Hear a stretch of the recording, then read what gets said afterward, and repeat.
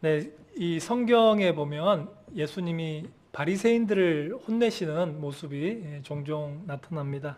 그것은 바로 이제 그들의 위선 때문이었는데요. 바리새인들은 항상 다른 사람들이 보는 앞에서는 그 율법대로 잘 사는 척 하였지만 그러나 실제로 그들의 삶은 그리하지 못했습니다. 그래서 예수님은 그러한 바리새인들의 겉다르고 속다른 이런 위선적인 모습을 굉장히 싫어했습니다. 이 바리새인에 대해서 예수님이 어떻게 생각하시는지 잘 우리에게 보여주는 말씀이 있어서 제가 소개해 드립니다. 누가복음 18장 11절부터 14절까지 말씀을 교독하겠습니다. 제가 먼저 읽습니다. 바리새인은 서서 따로 기도하여 이르되 하나님이여 나는 다른 사람들 곧 토색, 불의, 간음을 하는 자들과 같지 아니하고 이 세리와도 같지 아니함을 감사하나이다.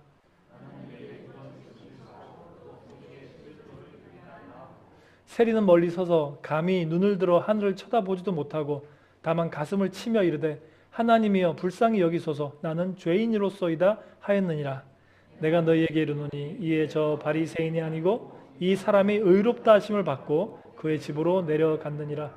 무릇 자기를 높이는 자는 낮아지고 자기를 낮추는 자는 높아지리라 하시니라. 아멘.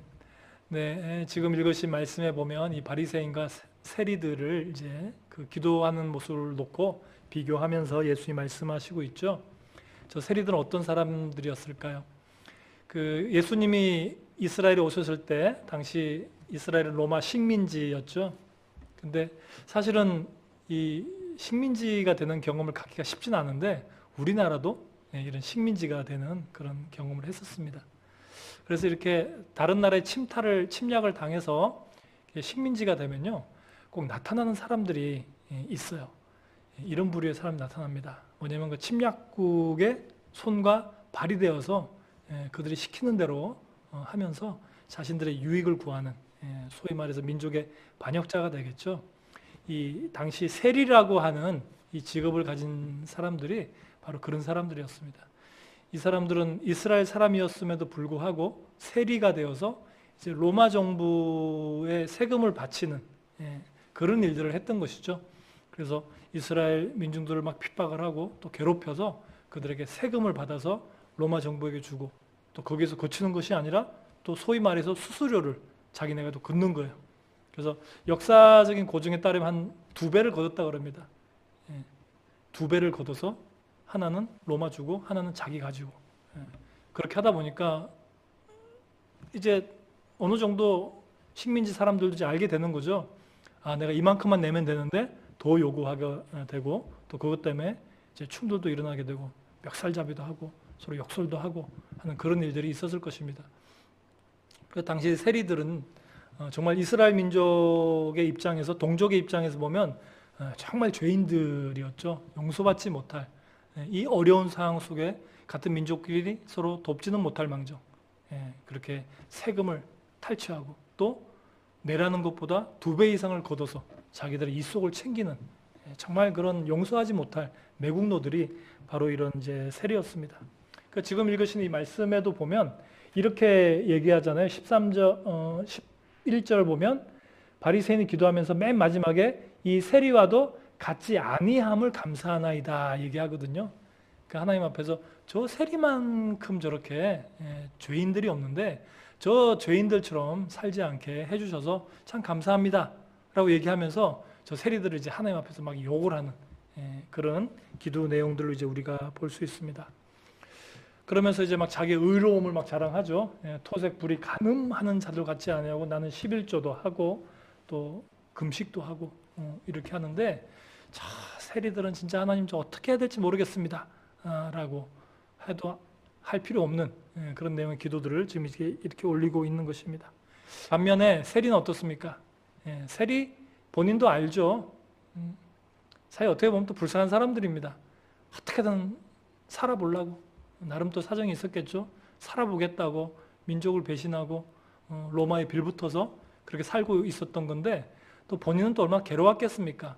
어쨌든 본인의 사정과 상관없이 세리는 스스로도 알고 있는 거죠. 죄인이라는 걸. 내가 정말 이 민족 앞에, 동족 앞에, 그리고 하나님 앞에 너무나 큰 죄를 짓고 있다는 것을 세리도 잘 알고 있습니다. 그 세리는 어떻게 기도합니까? 세리는 저 하늘을 쳐다보지도 못합니다. 왜 하늘을 못 봐요? 하늘에 하나님이 계시잖아요. 그죠? 물론 뭐 하나님이 하늘에만 계신 건 아닌데 우리 안에 계신데 세리 마음이 그런 거죠. 차마 하나님을 못 바라보고 자기의 죄를 생각하니까 가슴만을 칠 뿐이고 뭐 다른 뭐 어떤 기도도 못하죠. 뭐 기도하는 게 그냥 불쌍히 여기셔서 나는 죄인이로소이다. 이거밖에는 기도를 못하는 겁니다. 감히 그 어떤 기도를 못하는 것이죠. 제가 오래전에 선 오브 갓이라고 하는 영화가 이렇게 있었어요. 여러분 혹시 기억나는지 모르겠는데 선 오브 갓, 하나님의 아들, 신의 아들 그런 영화가 있어서 제가 봤었는데 마침 거기에 이 세리와 예수님이 만나는 그 광경이 있어서 제가 유심히 봤었거든요. 근데 이 성경에 나오는 세리가 여러 명이 있는데 중요한 사람이 누가 있냐면 예수님의 제자 중에 세리가 있었어요. 마태, 그죠? 세리 마태가 있었고 또 여러분 잘 아는 세리가 그 여리고성에 있었던 세리가 있었죠. 여리고성에 있었던 세리가 바로 삭개오라고 하는 그 세리장. 이 사람은 그냥 일반 세리도 아니었고 세무소장이었어요. 세리장이었어요.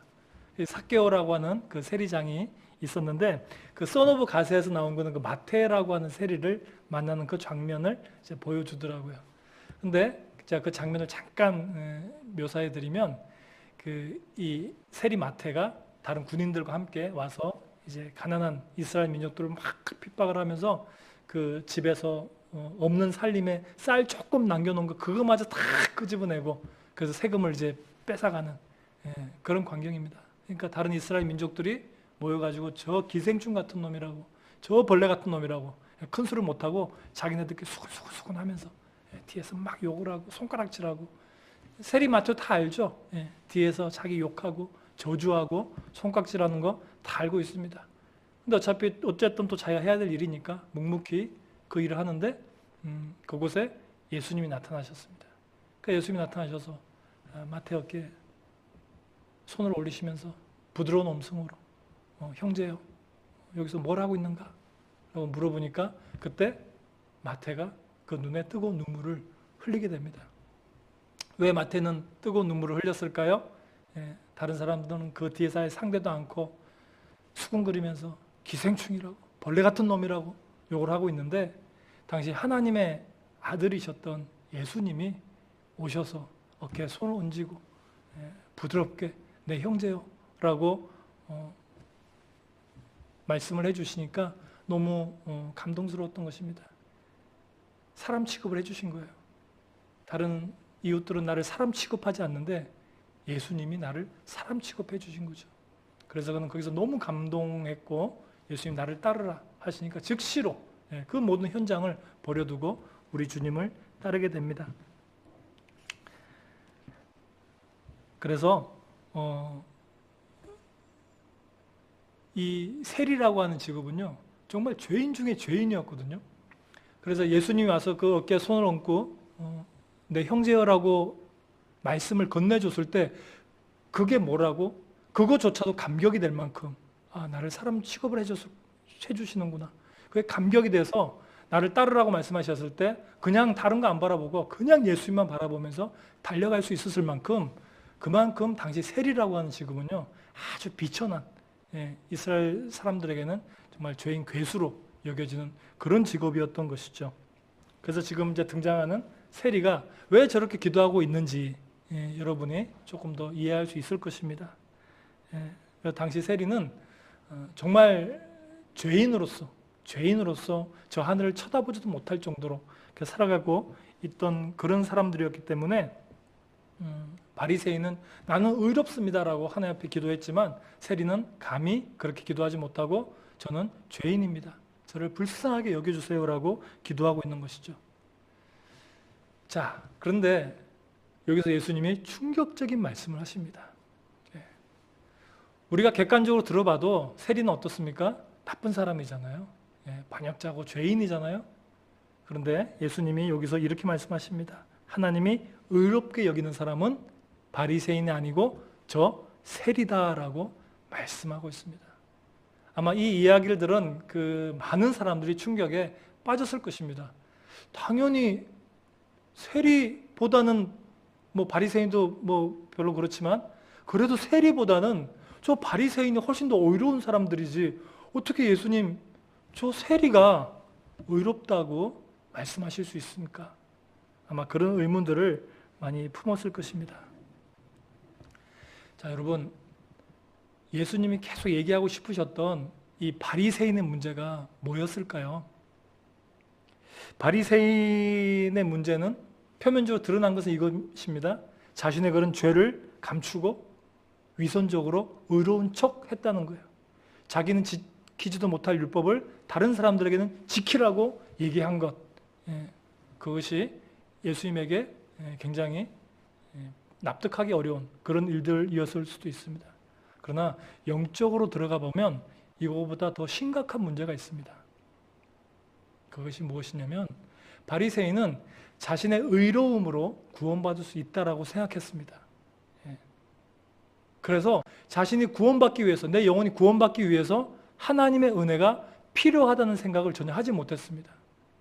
내 의로운 행위로 구원받기 때문에 하나님의 은혜, 하나님의 용서, 하나님의 그 긍휼이 내게 필요하다고 그들은 전혀 생각하지 못했습니다.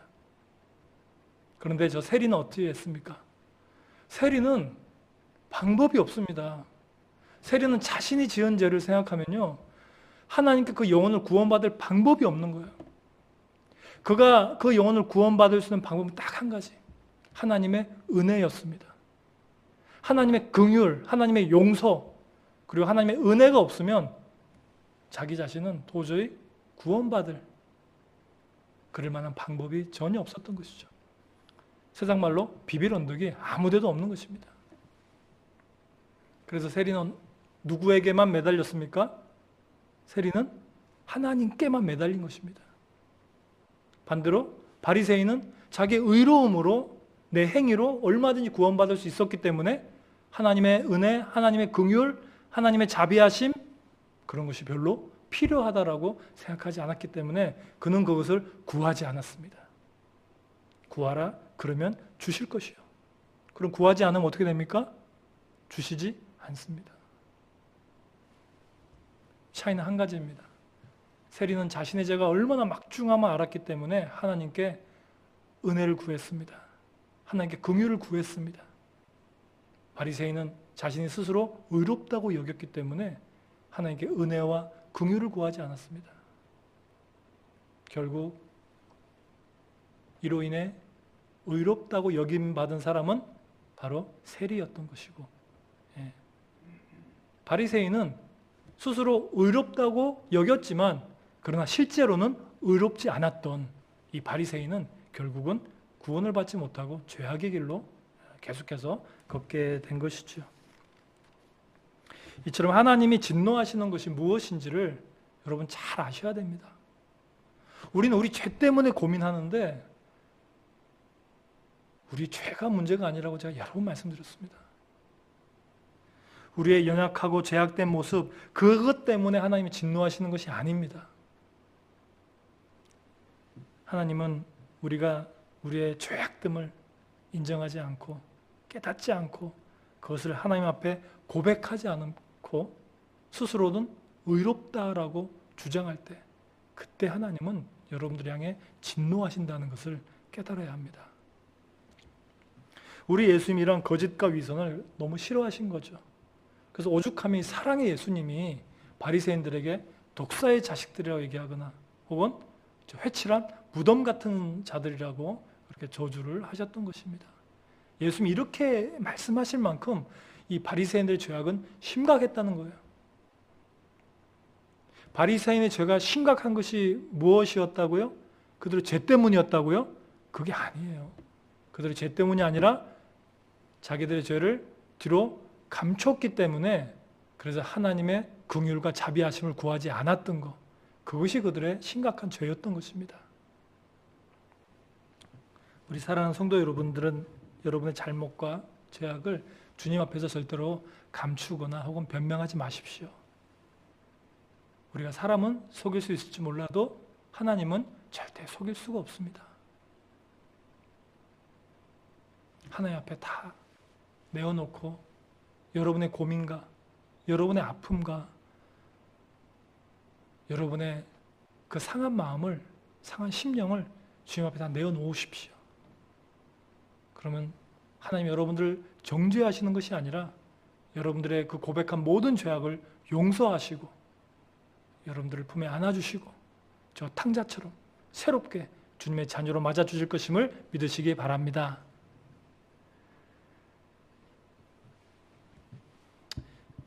그래서 저는 이런 면에서 참 이 사도 바울을 참 존경할 수밖에 없는 것 같습니다. 이 사도 바울이 로마서를 기록할 즈음에는요, 이 사도 바울의 권위가 상당했거든요. 모든 사람들에게 존경받았죠. 베드로나 이제 여타 다른 사도들도 그동안 이제 사도 바울을 인정하지 않는 분위기가 있었지만 이제 로마서를 쓸 때쯤 해서는 이제 굉장히 많은 사람들에게 존경을 받는 그런 위치에 섰습니다. 뭐 바울이 말 한마디 한마디, 서신서를 통해 말 한마디 한마디 할 때마다 그게 교회에는 굉장히 큰 울림이 되었어요. 그래서 회개하는 초기 교인들이 많았고 또 따르는 제자들이 점점 늘어나고 있었습니다. 이 정도 되면 어떻습니까? 체면이라는 게 있잖아요. 그죠? 체면이라는 게 있어서 내 흠이라든지 내 실수라든지 내 잘못이라든지 이런 것들을 앞에서 고백하기가 쉽지가 않습니다.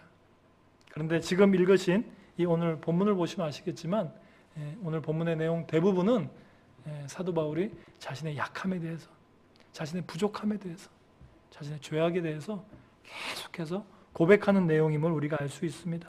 15절 말씀 읽어드립니다. 내가 행하는 것을 내가 알지 못하노니 곧 내가 원하는 것은 행하지 아니하고 도리어 미워하는 것을 행함이라. 도리어 미워하는 것을 내가 행한다 그랬습니다. 사도 바울이 미워하는 것, 그게 뭐였을까요? 하나님의 말씀대로 따르지 않는 것, 주님의 계명을 지키지 않는 것, 바로 그런 것들. 그래서 다른 사람들에게 하지 말라고 했던 것, 그거를 사도 바울 나 자신은 한다는 거예요. 19절, 24절에도 비슷한 내용이 있습니다. 19절, 내가 원하는 바 선은 행하지 아니하고 도리어 원하지 아니하는 바 악을 행하는도다. 난 선을 행하기 원하는데 그게 안 된다는 거예요. 원하지 않는 악을 내가 행하게 된다는 것입니다. 너무 힘들다는 거예요. 이런 마음, 내 모습이. 24절, 오호라 나는 공고한 사람이로다. 이 사망의 몸에서 누가 나를 건져내랴.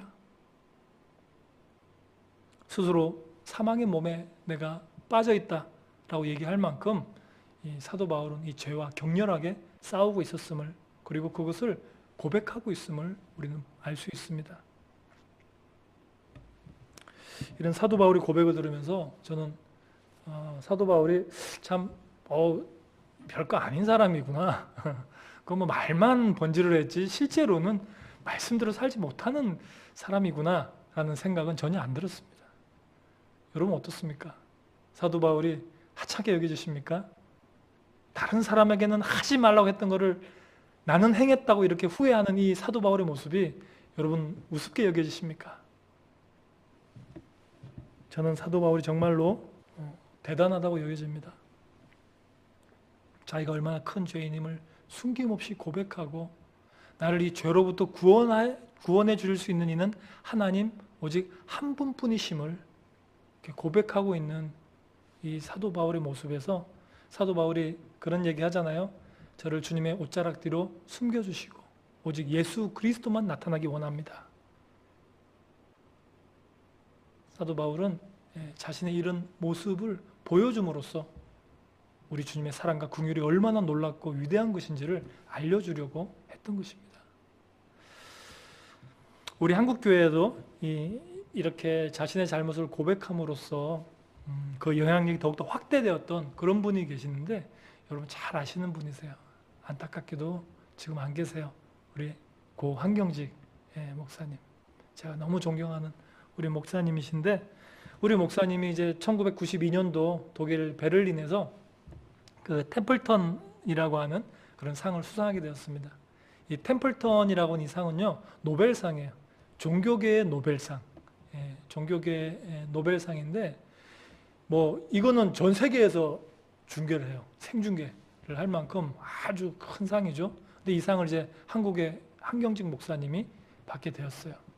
그 수상하는 그 영광된 자리에서 이제 수상 소감을 할 거 아닙니까?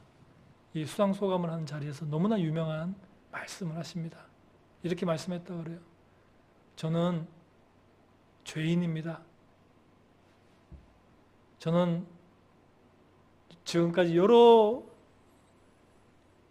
수백 번의 죄를 지었지만 여러분 앞에 고백하고 싶은 가장 큰 죄가 있습니다. 저는 신사참배를 했습니다. 이 딱 신사참배라는 발언을 하자마자 전 세계 종교인들이 깜짝 놀랐습니다. 우리나라 사람들뿐만이 아니라 전 세계에 생중계되고 있었으니까 그 고백을 딱 하시자마자 깜짝 놀랐습니다. 두 가지를 놀랐어요. 첫 번째는 그 영광된 자리에서 신사참배를 했다는, 그건 귀신에게 절을 했다는 거거든요. 그 일본 전쟁하다 죽은 그게 신사잖아요. 그게 절하는 게 신사참배고, 그걸 했다는 그 고백을 하니까 막 귀를 의심할 정도였죠. 너무나 큰 흠이 되는 것인데. 그런 신사참배를 했다는 것과 두 번째, 그런 자신의 과오를, 죄를 그런 자리에서 고백했다는 거. 고백할 수 있다는 거. 전 세계인들이 지켜보는데. 입 다물고 있으면 모든 영광을 가질 수 있는데 그런 고백을 했다는 거. 이 두 가지 사실에 너무나 많이 놀랐습니다. 그 일이 끝나고 나서 당시 후배였던 곽선희 목사님이 이 한경재 목사님에게 여쭤봤다 그래요. 목사님, 제가 한국사 그 역사도 보고 했는데 목사님이 직접 신사참배했다는 건 제가 못 본 것 같은데 도대체 언제 신사참배를 하셨습니까? 그랬더니 이 비사를, 비하인드 스토리를 얘기를 해주시는 거예요. 1938년 9월 9일 기독교 한국 총회가 있었습니다. 우리 통합 측에 소속된 우리의 가장 수치스러운 날이죠. 그 총회에서 신사참배를 투표에 붙입니다. 우리 총회에서. 물론 뒤에서 일본 군인들이 총칼로 위협하고 있었어요. 어쨌든 거기서 순교하지 못하고 우리 기독교계의 목사들이, 지도자들이 모여서 신사참배를 하자고 결의를 하는 그런 자리였습니다. 그런데 그 자리에 있었던 그 미국의 블레어 선교사님이라고 계셨는데 그분은 오히려 끝까지 반대하는 겁니다. 차라리 날 죽여라. 우리나라 사람도 아니고 미국의 블레어 선교사님은 끝까지 반대하는데 그래서 일본 헌병들한테 끌려나갔습니다. 그런데 다른 목사들은, 한경재 목사님 비롯해서 다른 목사들은 아무 소리도 못하고 그 안을 통과시킨 것입니다. 그리고 우리들은 신사참배를 하게 되었던 것이죠. 그래서 이때 직접 신사참배를 하진 않았지만 그 자리에서 내가 저도 반대입니다라고 하나님의 이름으로 말하지 못했던 것, 그것은 내가 신사참배에 찬성한 것입니다.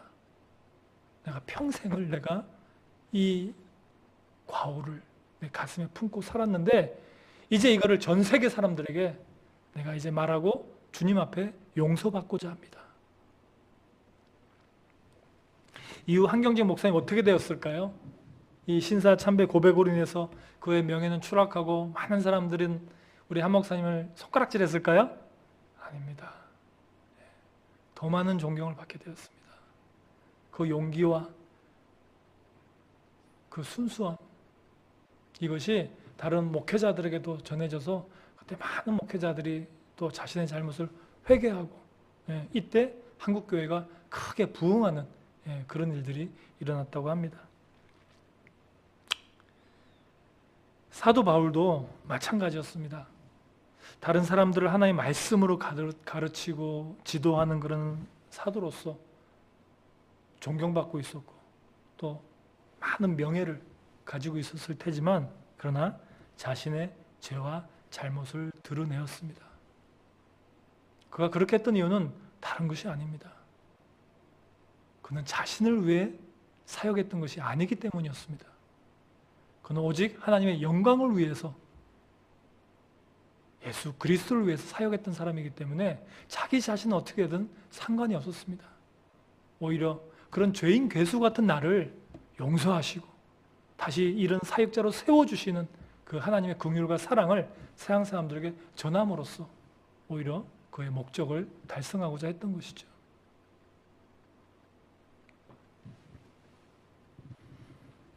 사도 바울은 분명히 알고 있었습니다. 하나님께는 어떤 거짓이나 위선도 통하지 않습니다. 하나님은 다 알고 계십니다. 하나님 우리가 속이려고 하면 할수록 우리 머리 위에 하나님의 진노는 더욱더 쌓여갈 뿐입니다.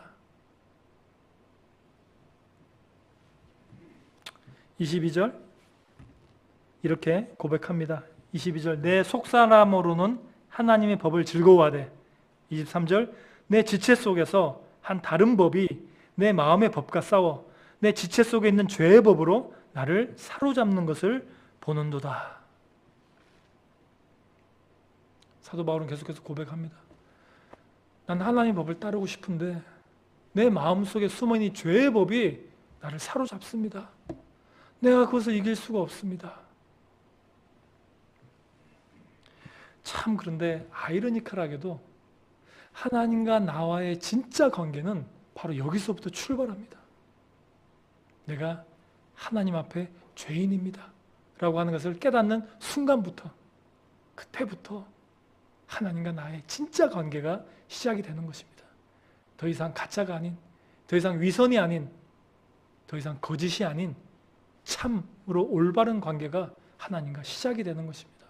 이 죄 때문에, 내가 죄인이라는 사실 때문에 이것을 깨닫는 순간부터 하나님과 내가 관계를 맺기 시작하는 것이죠. 예수님의 수제자 베드로도 그랬습니다. 한번 베드로가 예수님을 처음 만났을 때 그 광경을 우리가 한번 볼까요? 어떻게 고백하는지.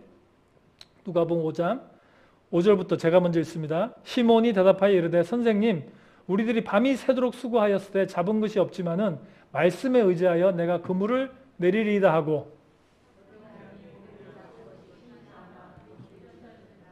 이에 다른 배에 있는 동무들에게 손짓하여 와서 도와달라 하니 그들이 와서 두 배의 채움에 잠기게 되었더라. 시몬 베드로가 이를 보고 예수의 무릎 아래 엎드려 이르되 주여 나를 떠나소서 나는 죄인이로소이다 하니. 아멘. 네, 첫 만나는 모습이죠. 시몬은 베드로죠. 네, 시몬 베드로가 밤새 물고기를 잡았지만 없었는데 우리 주님께서 말씀하신 대로 말씀에 의지하여 그물을 내렸을 때 그물이 찢길 만큼 고기를 많이 잡았고 그때 시몬 베드로는 이 예수님이 누구신지를 깨달았습니다. 주여 나를 떠나소서. 제가 사도 바울 생애 1일 할 때 저 주여 큐리오스 말씀드렸죠. 큐리오스는 하나님께만 쓰는 단어입니다. 베드로는 알았습니다. 아, 이 앞에 계신 분이 하나님이시구나. 그래서 하나님 나를 떠나주세요. 나는 죄인입니다. 하나님을 나의 주님이라고 내가 부르는 순간 나의 죄가 깨달아집니다. 내가 하나님 앞에 큰 죄인이구나 하는 그 깨달음이 있을 수밖에 없는 것이고 바로 이런 깨달음이 있어야 하나님과 나의 올바른 관계가 비로소 시작이 된다는 사실입니다. 반대로 나는 하나님 보시기에 의롭습니다. 주님, 저는 선합니다. 주님, 제가 문제가 아니고 저 사람이 문제입니다. 그래서 내게는 하나님의 은혜가 필요 없습니다. 제게는 하나님의 긍휼이 필요 없습니다. 라고 착각하는 순간 하나님과 나 사이에는 큰 장벽이 생겨서 나는 더 이상 하나님께로 건너갈 수가 없게 되는 것이죠. 그런데 이처럼 내가 하나님 앞에 죄인이구나 라고 하는 깨달음을 얻게 되고 하나님과의 올바른 관계가 시작이 되면 또 이때부터 시작되는 전투가 있습니다. 그것이 바로 영적 전투입니다. 여러분이 하나님이 누구신지도 모르고 내 인생의 주인이신지도 모르고 편안하게 막 살다가 그때는 영적 전투가 없습니다. 왜? 그러한 상태에서는 주님의 손이 아니라 마귀의 손에 붙들려 있기 때문이죠.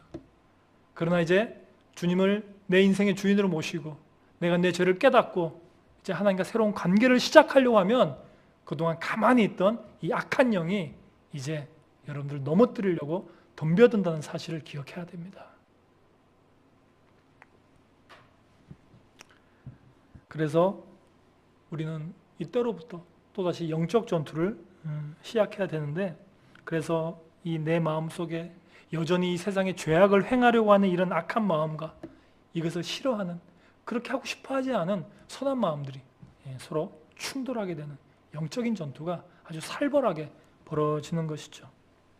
21절 말씀에 이렇게 나와 있죠. 그러므로 내가 한 법을 깨달았노니 곧 선을 행하기 원하는 나에게 악이 함께 있는 것이니라. 내가 이제 하나님과 새로운 관계를 맺고 내가 선하게 살고 싶은데 악한 마귀가 그렇게 놔두지 않는다는 것입니다. 내 안에 영적 전투를 이 안에서 벌이는 거예요. 23절 내 지체 속에서 한 다른 법이 내 마음에 법과 싸워 내 지체 속에 있는 죄의 법으로 나를 사로잡는 것을 보는도다. 아까 사도 바울이 고백했죠. 내 지체 속에 여전히 남아있는 이 죄의 법이 나를 사로잡으려고 한다는 것입니다. 누구마저도, 사도 바울마저도. 이렇게 우리가 죄악을 깨닫고 하나님을 내 인생의 주인으로 모신다고 하여도 여전히 내 안에는 얼마나 큰 갈등과 이런 영적인 투쟁들이 계속해서 벌어지는지 우리가 잘 알 수 있는 대목입니다. 사도 바울마저 이랬는데 우리들은 어떻겠습니까? 자, 어떻게 해야 될까요? 우리는 이 죄와 싸워 이겨야 합니다. 어떻게 해야 될까요? 그동안 사실 이제 여러 번 말씀드렸어요. 어떻게 해야 되는지 여러 번 말씀드렸지만 다시 한번 또 말씀드립니다. 우리가 죄와 싸워 이기기 위해서 가장 먼저 여러분들이 해야 될 일이 있어요. 뭐냐면 첫 번째, 내 힘으로는 절대로 이 죄의 권세를 이길 수가 없다는 것을 내가 빨리 깨달아야 됩니다. 이걸 자꾸 내가 어떻게 해보려고 하니까 지는 거예요. 내 믿음으로, 내 인격으로, 내 경험으로 이 죄악들과 싸워 이기고 저 공중에 권세 잡은 영들과 붙어보려고 하니까 이 못 이기는 거거든요. 이 악한 영의 권세를요, 우습게 보시면 안 돼요. 만만히 생각하면 절대 안 됩니다. 그래서 이걸 내 힘으로 어떻게 해보려고 그렇게 하면 백전백패 하는 것이죠. 어떻게 해야 될까요? 하나님 도우심을 즉시 요청해야 됩니다. 그 방법밖에 없습니다. 우리가 가장 많이 경험하는 이 죄를 짓는 과정의 시작이 되는 이 분노라고 하는 것을 예로 제가 설명드리겠습니다. 우리가 일상 중에 지내다가 여러 가지 일들 때문에 분노라고 하는 것을 경험하게 됩니다. 순식간에 이 분노라는 감정이 휩싸이죠. 여러분, 이때 우리가 한 가지 명심해야 될 것이 있는데 내 안에 생겨난 이 분노라고 하는 것은요, 하나님이 주시는 게 아니에요. 그것은 사단 마귀가 주는 겁니다. 사단 마귀가 이 분노를 이용해서 여러분들에게 시킬 일이 있기 때문에 그렇게 일을 벌리는 거예요. 그래서 이 악한 영이 주는 이 분노를요, 우리가 그냥 그대로 다 받아들이고 이 분노에 내 몸과 마음을 맡기면 큰일 납니다. 그러면 이제 이 악한 영이 시키는 대로 우리는 말하게 되고 악담을 쏟아붓고 거친 행동을 하게 되는 것이죠. 이런 순간 우리는 어떻게 해야 될까요? 나도 모르게 내 안에 분노가 치솟아 오를 때 그때 의지적으로 모든 것을 멈춰야 합니다. 그 분노에 나를 맡기시면 안 됩니다. 그것은 사탄의 것이기 때문에 절대로 나를 맡기시면 안 됩니다. 맡기지 말고 어떻게 해야 된다고요? 내 힘으로 할 수 없으니까 주님께 도움을 요청해야 됩니다. 주님, 지금 악한 영이 저의 마음을 사로잡고 있습니다. 주님, 이 악한 영의 세력이 내 안에서 떠나가게 하여 주시옵소서. 이렇게 기도할 수 있어야 됩니다. 그런데 이것이 말처럼 쉽지 않죠. 이것은요, 이렇게 하려면 정말 훈련이 많이 돼야 돼요. 훈련이 정말 많이 돼야 돼요. 여론이 분노했을 때, 그래서 막 쏟아냈을 때, 막 거칠게 했을 때 한번 생각해 보십시오. 그때 내가 과연 그 분노가 처음에 딱 올라왔을 때 내가 멈추고 하나님, 저를 도와주세요. 저를 이 분노로부터 건져내어 주세요라고 내가 과연 기도할 수 있을까? 생각해 보세요. 쉽지가 않으실 거예요. 왜냐하면 순식간에 일어나거든요. 어떻게 해야 될까요? 이런 경우에 제가 이 본능에 대해서 말씀드렸었죠. 믿음의 본능에 대해서. 계속 훈련하고 기도하고 말씀 보고 이렇게 해서 이 믿음의 본능을 내 안에 채워 넣어야 됩니다. 제가 탁구 얘기했잖아요. 탁구 얘기하면 그 공 오는 거 보고 딱 치는 게 아니라고. 눈으로 딱 보고 딱 치는 게 아니라고. 탁구는 눈으로 보는 게 아니라 손으로 보는 거거든요. 그냥 반사적으로 가는 거예요. 반사적으로. 믿음의 본능. 무슨 본능입니까? 내 안에 분노가 확 올라왔을 때 본능적으로 멈출 수 있어야 돼요. 본능적으로 내 입에서 어떤 저주의 말들이, 더러운 행동들이 나오기 전에 하나님께 무릎 꿇을 수 있어야 됩니다. 본능적으로. 이게 이성적으로 생각하고 이러면 안 된다 그랬어. 이렇게 하면 안 되지. 하면 이미 늦어요. 그게 아니고 본능적으로.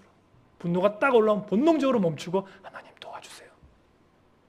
하나님 악한 영이 내 마음을 또 지배하려고 합니다. 주님 저를 건져내어 주세요. 라고 기도할 수 있어야 합니다.